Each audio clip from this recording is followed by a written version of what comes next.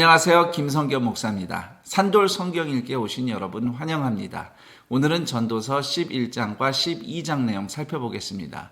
전도서 11장은 앞으로 어떻게 될지 장담할 수 없는 세상에서 살아가는 지혜에 대한 말씀입니다. 1절을 보시면 떡을 물 위에 던진다는 표현이 나오는데 아마도 바구니에 떡을 담아서 강물에 떠내려 보내서 누군가 필요한 사람이 거두어 갈 수 있게 하는 그런 너그러운 행동을 의미하는 것 같습니다.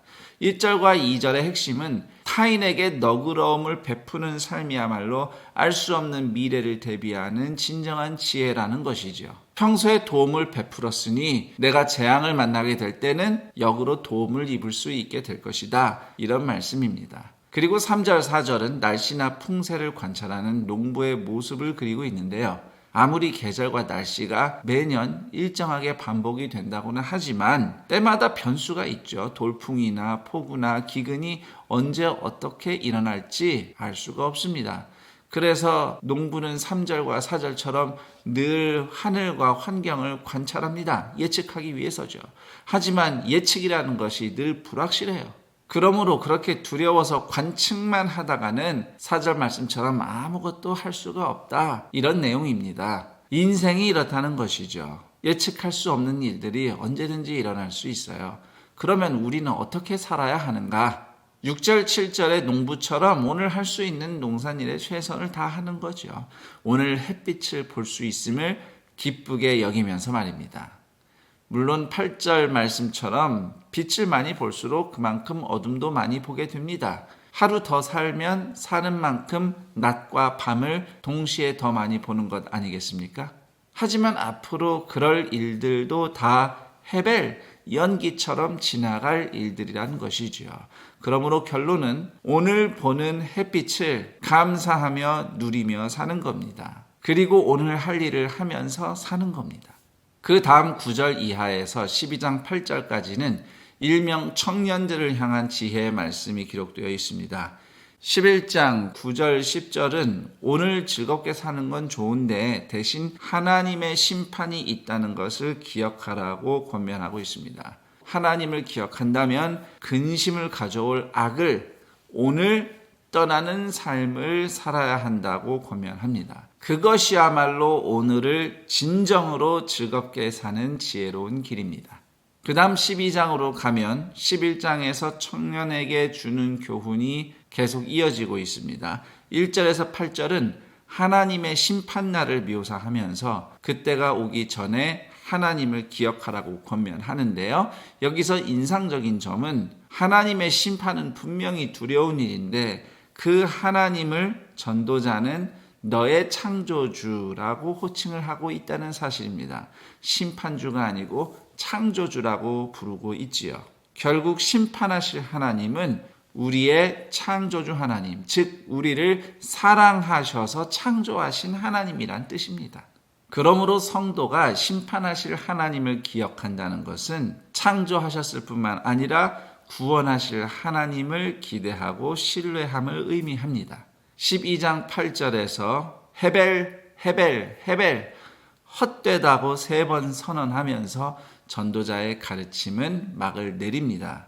그리고 9절 이하에서는 전도서를 기록한 사람이 전도서 내용을 정리하는 글입니다. 9절 보시면 전도자가 잠언을 많이 지었다는 대목이 있습니다. 여기서 우리는 전도자가 솔로몬이라는 것을 추측할 수 있습니다. 전도서의 결론은 13, 14절이 되겠습니다. 일의 결국을 다 들었으니 하나님을 경외하고 그의 명령들을 지킬지어다. 이것이 모든 사람의 본분이니라. 하나님은 모든 행위와 모든 은밀한 일을 선악간에 심판하시리라. 이제 전도서 전체 내용을 정리를 해보자면 인생은 헤벨이에요.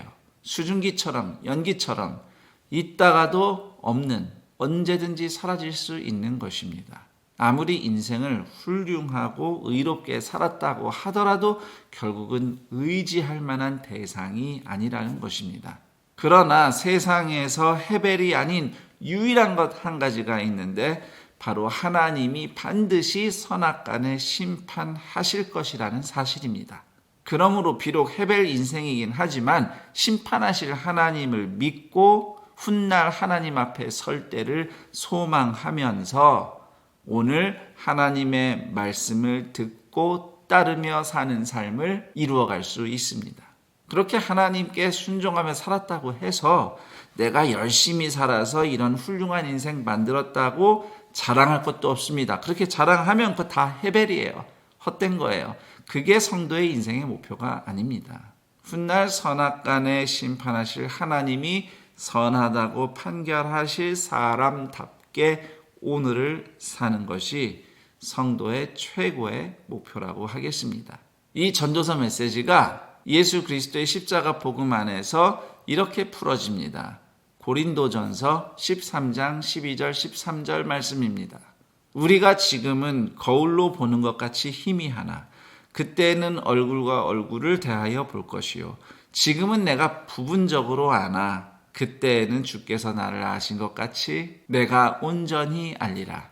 그런즉 믿음, 소망, 사랑 이 세 가지는 항상 있을 것인데 그 중에 제일은 사랑이라.